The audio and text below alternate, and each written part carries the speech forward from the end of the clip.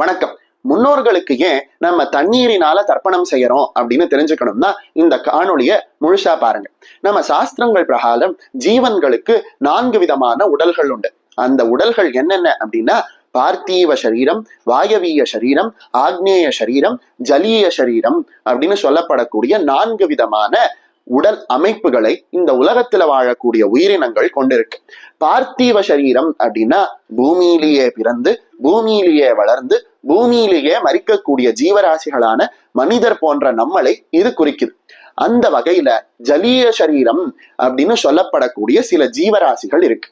அதுல அந்த ஜலீய சரீரம் உடைய அந்த ஜீவராசிகளை நம்ம பெரியவர்கள் 3 விதமாக பிரிக்கிறாங்க.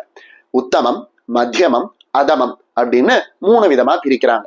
அதமம் அப்படின்னு சொல்லப்படக்கூடிய ஜலீய ஜீவராசிகள் என்னென்ன அப்படின்னா மீன்கள், அந்த தண்ணீரிலேயே பிறந்து தண்ணீர்ல இருக்கக்கூடிய காற்றை சுவாசித்து தண்ணீரிலேயே மடியக்கூடிய மீன்களை அதம சரீரமாக சொல்றாங்க. அதே போல மத்தியம சரீரம் அப்படின்னு சொல்லப்படக்கூடிய நீர்வாழ் உயிரினங்களும் இருக்கு.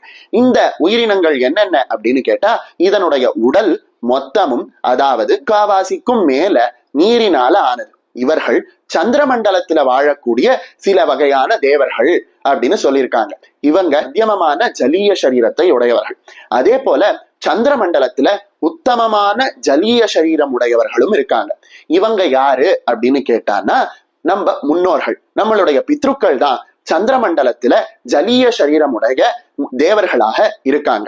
இப்போ நமக்கு ஒரு கேள்வி வரும், சந்திரமண்டலம்னா நம்ம பார்க்கக்கூடிய நிலா தானே, அங்க எப்படி இவர்கள் இருக்காங்க அப்படிங்கிற கேள்வி நமக்கு வரும். ஆனா இந்த காலத்து விஞ்ஞானிகள் நிலவுல நீரானது இருக்கு அப்படின்னு கண்டுபிடிச்சிருக்காங்க. அதை நம்ம ஒரு ஓரமா வச்சுட்டு நம்ம யோசிப்போம், நம்மளுடைய சாஸ்திரங்கள் நிலவுல நீர் வடிவத்துல இருக்கக்கூடிய முன்னோர்கள் இருக்காங்க அப்படின்னு சொல்றதும் நிலவுல நீர் இருக்குன்னு இப்ப இருக்கக்கூடிய விஞ்ஞானிகள் கண்டுபிடிச்சதும் ஓரளவுக்கு ஒத்து போகுது இல்லையா?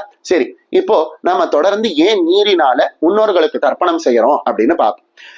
ஏற்கனவே நம்ம பார்த்தா போல முன்னோர்களினுடைய உடல் நீரினாலேயே ஆனது. பஞ்சபூதங்கள்ல 3/4 மேல அவங்களுடைய உடலானது நீராலேயே ஆனது.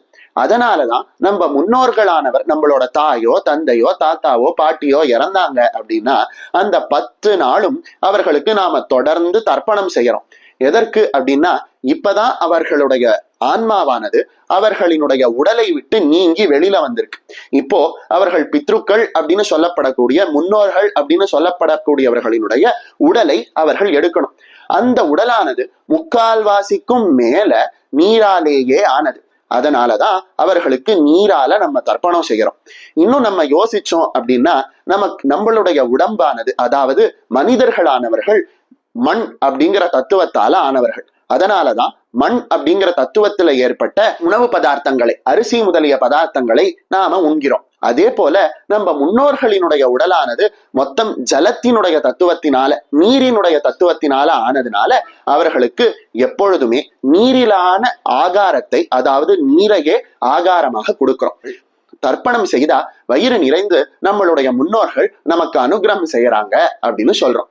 அதே போல பஞ்சபூதங்கள்ல நெருப்புலையும் சரி நீரிலையும் சரி மண்ணாலையும் சரி நம்மளை விட உயர்ந்த நிலையில இருக்கக்கூடியவர்களுக்கு வழிபாடு நடத்தலாம் அப்படிங்கிற ஒரு மரபு இருக்கு.